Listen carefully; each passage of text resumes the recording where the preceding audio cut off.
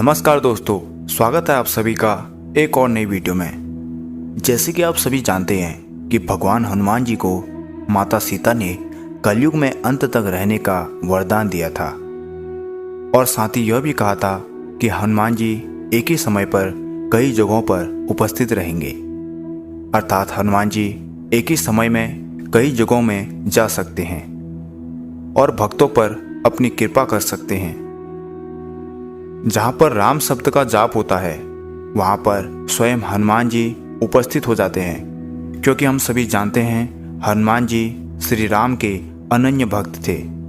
उन्हें राम शब्द अत्यधिक प्रिय है, चाहे भेष बदल कर ही क्यों न पहुँचे, लेकिन जहाँ राम नाम का जाप होता है वहाँ पर जरूर ही पहुँच जाते हैं।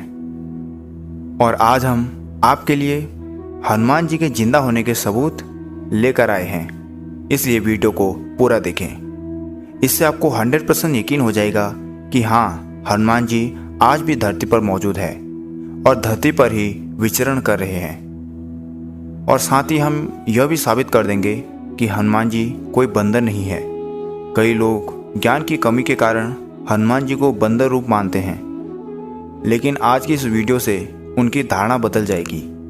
उन्हें धर्म के ज्ञान का सही बोध हो जाएगा, इसलिए वीडियो को पूरा देखें।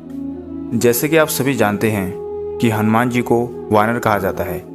अब यहाँ पर अर्थ समझना, वानर और बंदर दोनों अलग अलग शब्द हैं। वानर का अर्थ है वन में विचरण करने वाला तथा वन में रहने वाला, इसलिए बंदर का अर्थ वानर बिल्कुल भी नहीं है। इस पर वैज्ञानिकों ने भी रिसर्च की है। वानर प्रजाति की शारीरिक बनावट हनुमान जी जैसी ही लगती है तथा रामायण में दर्शाए हुए वानरों की तरह ही लगती है। वैज्ञानिकों ने ही कहा है कि ये लोग दक्षिण भारत में तथा श्रीलंका के जंगलों में रहते थे, लेकिन अब ये प्रजाति विलुप्त तो हो चुकी है। आपको ये जानकर हैरानी होगी कि वानर कुल के लोगों के पास सुपर पावर होती थी और इनका शरीर एक पहलवान की तरह होता था।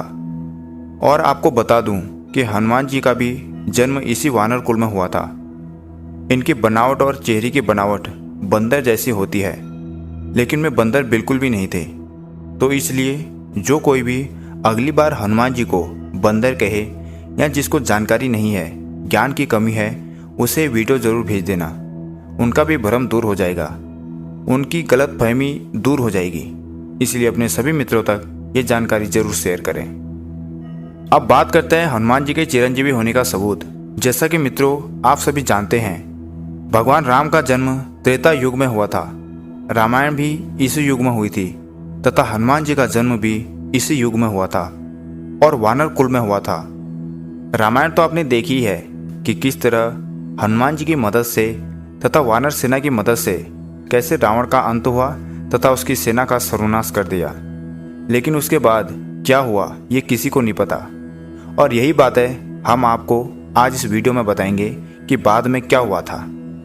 रावण पर विजय पाने के बाद भगवान राम ने कई सालों तक लंका पर राज किया था और हनुमान जी से प्रसन्न होकर ही माता सीता ने हनुमान जी को वरदान भी दिया था।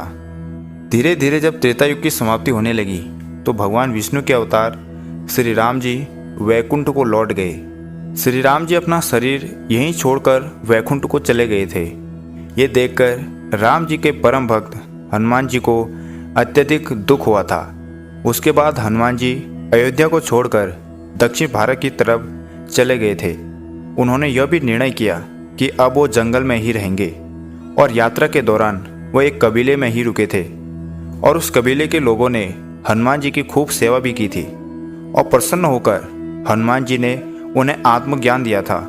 दोस्तों आपको बता दूं, आत्मज्ञान वो विज्ञान है जिससे भूत, भविष्य और वर्तमान का पता चल जाता है और यह भी पता चल जाता है कि अगले जन्म में आप कहाँ जन्म लेंगे, आप लोग क्या बनने वाले हैं और पिछले जन्म में आप कहाँ थे।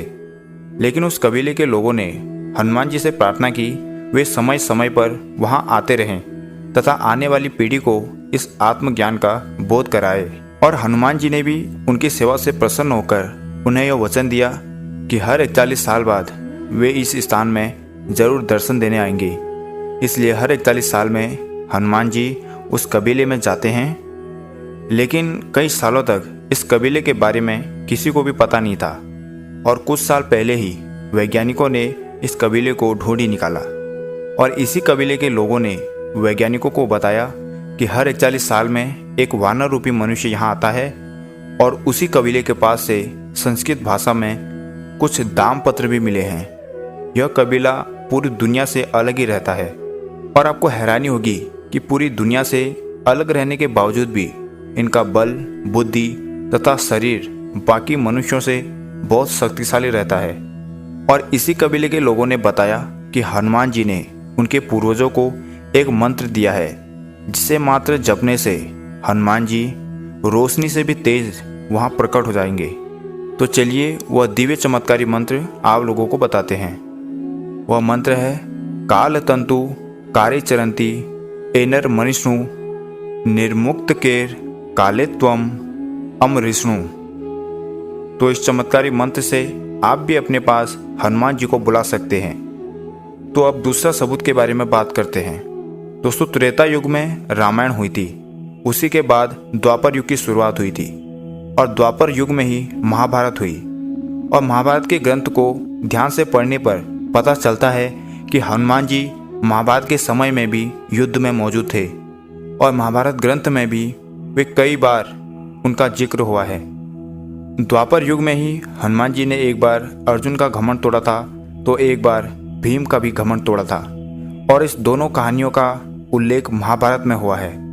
महाभारत के युद्ध में श्री कृष्ण भगवान के कहने पर ही हनुमान जी अर्जुन के रथ के ऊपर बैठ गए थे और अर्जुन की रक्षा कर रहे थे। अगर हनुमान जी ने अर्जुन की रक्षा न की होती तो कर्ण कब का अर्जुन को मार देता।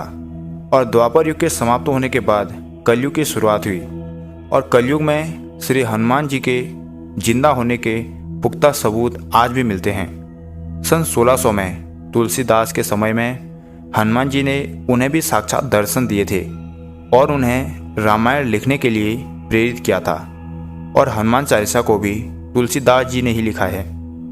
अब आप ही सोचो, तुलसीदास जो कि पहले अज्ञानी व्यक्ति थे, उन्होंने रामायण जैसे ग्रंथ को कैसे लिख डाला? इसका मुख्य कारण हनुमान जी है। हनुमान जी ने ही उन्हें दिव्य ज्ञान दिया था। इसी के बदौलत उन्होंने रामायण जैसे महाग्रंथ तथा हनुमान चालीसा को सरल भाषा में लिख दिया, वरना उन्हें कैसे पता कि त्रेता युग में रामायण में क्या हुआ था। कई संतों ने भी हनुमान जी के प्रत्यक्ष दर्शन होने का दावा किया है, जैसे सत्य साईं बाबा, स्वामी रामदास, स्वामी राघवेंद्र और नीम करौली बाबा। ये सभी पुरुष बहुत ही ज़्यादा सिद्ध पुरुष माने जाते हैं। इन्हीं के शक्तियों को देखकर देश विदेश के लोग इनसे प्रभावित हुए हैं और इनसे मिलने आते हैं।